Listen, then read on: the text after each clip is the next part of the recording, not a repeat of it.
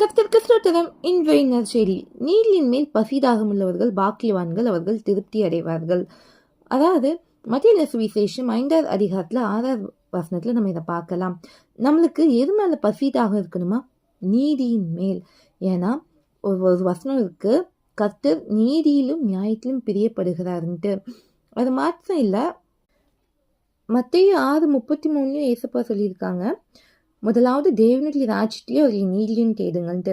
அப்போ நம்ம வாழ்க்கையில நீதியான காரியங்களை நம்ம செய்ய கற்றுக்கொள்ளணும், அதன் மேல வாஞ்சியா இருக்கணும். ஏசப்பா நிறைவேற்றின ஒரு நீதி என்னது? ஞானஸ்நானம் இல்லையா?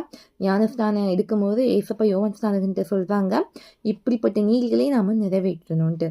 அதனால நம்ம வாழ்க்கையில் எப்பொழுதும் நீதியும் நியாயமும் செய்ய கற்றுக்கொள்ளணும், அதை செய்ய பசிதாகமா இருக்கணும். அப்படி இருக்கும்போது நம்ம வாழ்க்கை திருப்தி உள்ள வாழ்க்கையா இருக்கும். கர்த்தர் நம்மளை மேன்மைப்படுத்துவார். இதுவே இன்றைய நற்செய்தி. தேவனுக்கு மகிமை உண்டாகட்டும்.